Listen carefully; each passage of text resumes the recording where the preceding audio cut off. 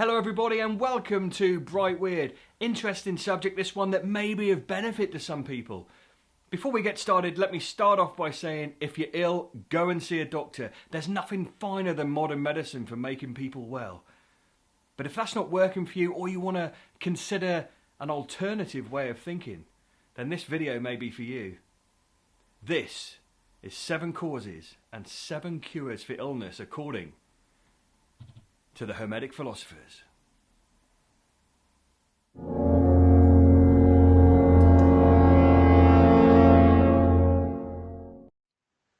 According to the Hermetic philosophers, there were 7 primary causes of disease. The first was evil spirits. These were regarded as creatures born of degenerative actions, subsisting on the vital energies of those to whom they attached themselves. The second cause was a derangement of the spiritual nature and the material nature. These two, failing to coordinate, produced mental and physical subnormality. The third was an unhealthy or abnormal mental attitude. Melancholia, morbid emotions, excessive feeling, such as passions, lusts, greeds, and hates, affected the mimea, from which they reacted into the physical body, where they resulted in ulcers, tumours, cancers, fevers, and tuberculosis. The ancients viewed the disease germ as a unit of mimea, which had been impregnated with the emanations from evil influences which it had contacted. In other words, germs were minute creatures born out of man's evil thoughts and actions. The fourth cause of disease was that which the Orientals called karma, that is, the law of compensation, which demanded that the individual pay in full for the indiscretions and delinquencies of the past. A physician had to be very careful how he interfered with the workings of this law, lest he thwart the plan of eternal justice. The fifth cause was the motion and aspects of the heavenly bodies. The stars did not compel the sickness, but rather impelled it. The Hermeticists taught that a strong and wise man ruled his stars, but a negative, weak person was ruled by them. These 5 causes of disease are all superphysical in nature.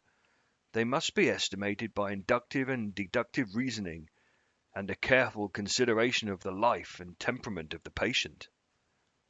The 6th cause of disease was a misuse of faculty, organ, or function, such as the overstraining of a member or overtaxing of the nerves.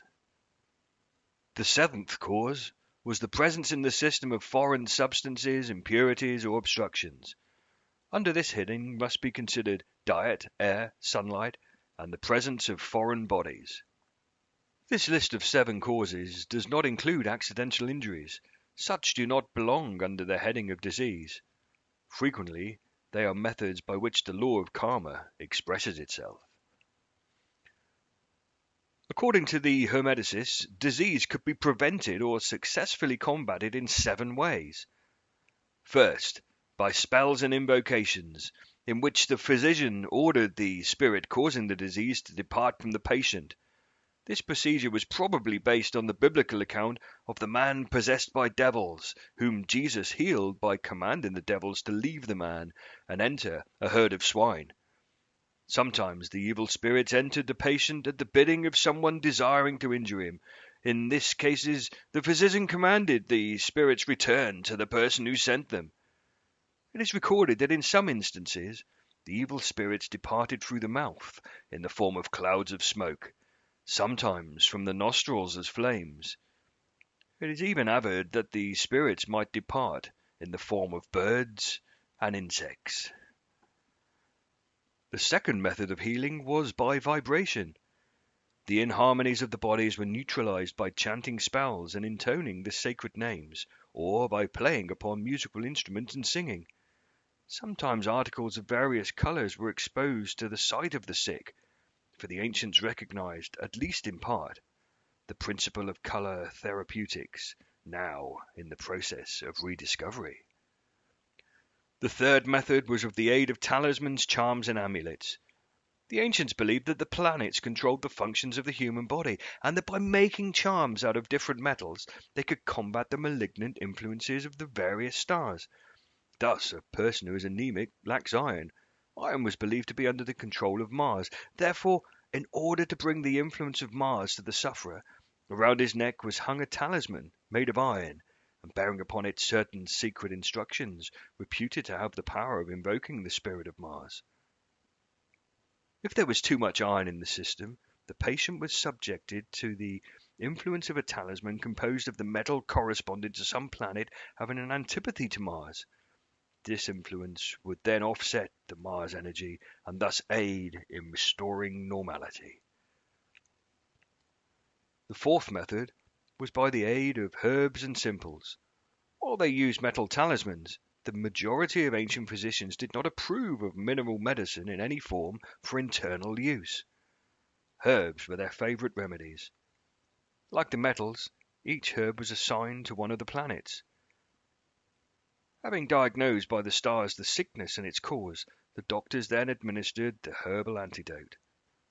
The fifth method of healing disease was by prayer. All ancient peoples believed in the compassionate intercession of the deity for the alleviation of human suffering. Paracelsus said that faith would cure all disease. Few persons, however, possess a significant degree of faith. The sixth method, which was the prevention rather than the cure, was the regulation of the diet and daily habits of life. The individual, by avoiding the things which caused illness, remained well. The ancients believed that health was the normal state of man, and disease was the result of the man's disregard for the dictates of nature. The seventh method was practical medicine, consisting chiefly of bleeding, purging, and similar lines of treatment. These procedures, while useful in moderation, were dangerous in excess. Many a useful citizen has died 25 or 50 years before his time as a result of the drastic purging or having all of the blood drained out of his body. Paracelsus used all 7 methods of treatment, and even his worst enemies admitted that he accomplished results almost miraculous in character.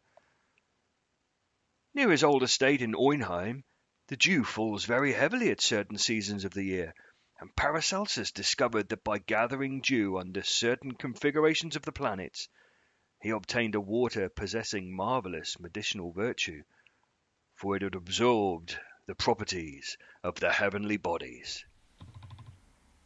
So, to summarise, according to the Hermetic philosophers, there were 7 causes and 7 cures for illness.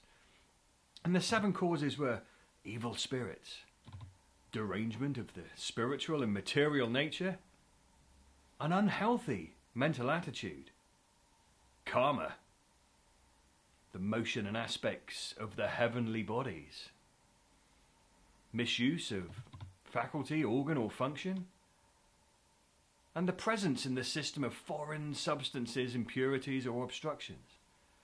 And to combat those 7 causes, they would use 7 cures. And those 7 cures were, first and foremost, spells and invocations, vibration, sound and light. They would use talismans, charms and amulets. Herbs and simples would be used, what we commonly now call drugs.